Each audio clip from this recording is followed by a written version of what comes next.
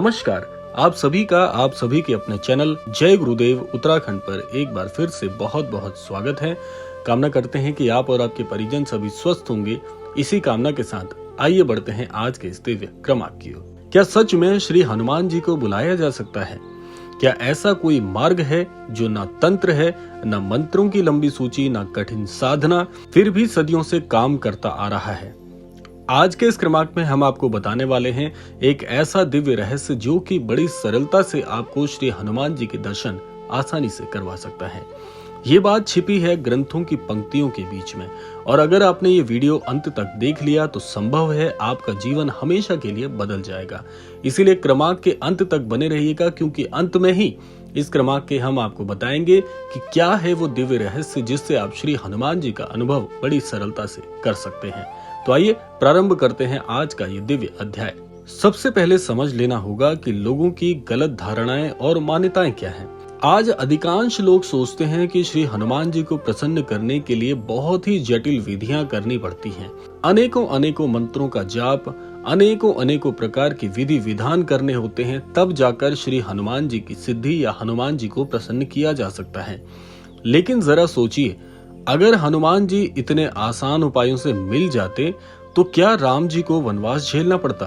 क्या सीता माता को अशोक वाटिका में प्रतीक्षा करनी पड़ती? नहीं, हनुमान जी कोई साधारण देवता नहीं है। वो भक्ति के सिद्धांत पर प्रकट होते हैं, सौदे पर नहीं। आइए अब जान लेते हैं हमारे धर्म ग्रंथ हमें क्या संकेत देते हैं। श्री वाल्मीकि रामायण में एक अद्भुत वाक्य आता है, नाहम तिष्ठामि वैकुंठे न योगिना हृदय न च, अर्थात मैं ना वैकुंठ में रहता हूँ ना योगियों के हृदय में। जहां मेरे भक्त मुझे पुकारते हैं मैं तो वहीं प्रकट होता हूँ। अब ध्यान दीजिए, हनुमान जी राम जी के भक्त हैं और स्वयं भी उन्हीं नियमों से बंधे हैं, यानी जहां शुद्ध भाव है वहां हनुमान जी स्वयं पहुंचते हैं। आइए जान लेते हैं श्री हनुमान चालीसा के वो गुप्त संकेत जो हमें बताते हैं कि श्री हनुमान जी की प्राप्ति कैसे हो सकती है। हनुमान चालीसा की एक पंक्ति पर आज तक लोग केवल पढ़ते आए हैं, समझे नहीं, कि नासे रोग हरे सब पीरा, जपत निरंतर हनुमंत बीरा। जहां जपत शब्द पर अगर आप ध्यान दें, ये मंत्र जप नहीं कहता, ये कहता है निरंतर स्मरण। और स्मरण केवल होठों से नहीं होता, वो जीवन से होता है। आइए जान लेते हैं क्यों आज भी लोग कहते हैं हनुमान जी नहीं सुनते। आज लोग शिकायत करते हैं कि हमने बहुत पाठ कर लिए पर कुछ होता ही नहीं। कारण बहुत गहरा है। हनुमान जी उनकी आवाजें नहीं सुनते जो सिर्फ मांगते हैं। हनुमान जी उनकी पुकार सुनते हैं जो राम के मार्ग पर चलने का साहस रखते हैं। अब चलिए बढ़ते हैं रहस्य की ओर। अब यहाँ तक आते आते आपके मन में एक प्रश्न जरूर उठा होगा कि अगर मंत्र नहीं, तंत्र नहीं, अगर दिखावा नहीं, तो फिर हनुमान जी को बुलाने का मार्ग क्या है? कैसे ये संभव हो सकता है? यहीं पर सभी ग्रंथ एक साथ इशारा करते हुए हमें बताना चाहते हैं कि कैसे श्री हनुमान जी की सिद्धि या हनुमान जी की प्राप्ति आपको आसानी से हो सकती है। अब आ गए हैं हम इस क्रमांक के अंतिम भाग की ओर, जो कि गुप्त रहस्य का उद्घाटन करता है। हनुमान जी को बुलाया नहीं जाता, हनुमान जी को आमंत्रित किया जाता है। इन दोनों वाक्यों में बहुत अंतर है। बहुत से लोग सोचते हैं कि हम हनुमान जी को बुलाएंगे, पर श्री हनुमान जी को आमंत्रित करना बहुत सरल हो जाता है और उनका निमंत्रण सिर्फ 3 बातों से स्वीकार होता है। अब इस क्रमांक को थोड़ा गहराई से सुनने का प्रयास कीजिएगा। क्रमांक को यहाँ पर बिल्कुल भी मत छोड़िएगा, वरना जितना भी क्रमांक आपने सुना है वो कहीं भी आपको लाभ नहीं दे पाएगा। आइए जान लेते हैं पहला रहस्य क्या है। तो हम बात कर रहे थे 3 बातों से ये बात स्वीकार होती है कि श्री हनुमान जी आपका निमंत्रण स्वीकार करेंगे या नहीं।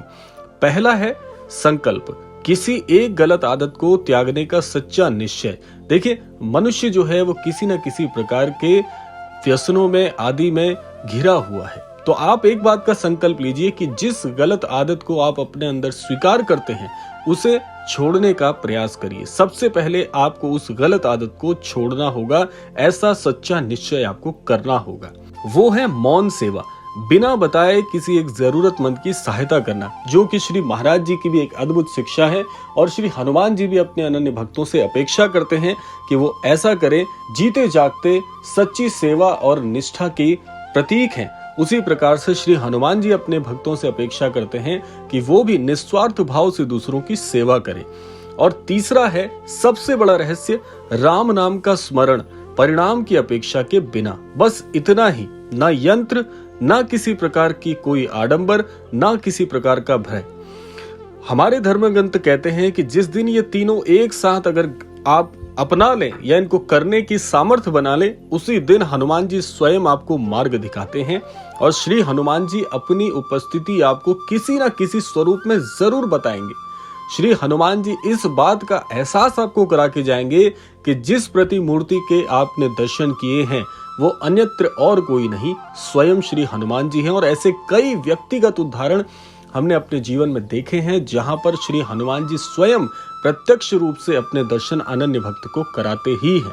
क्योंकि जिस प्रकार से हनुमान जी के अनन्य भक्त हनुमान जी के बिना नहीं रह सकते, वैसे ही प्रभु श्री हनुमान जी भी अपने धर्मपरायण अनन्य भक्त हैं, उनके बिना नहीं रह सकते।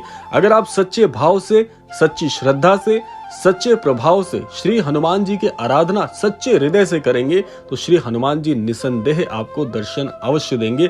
और निसंदेह ये तीनों चीजें जो आपको इस क्रमांक में हमने बताई हैं, अगर आप इनका पालन इसी स्वरूप में करते हैं तो ये आप भी इस चीज के साक्षी बन जाएंगे कि स्वयं श्री हनुमान जी ने आपको दर्शन दिए हैं।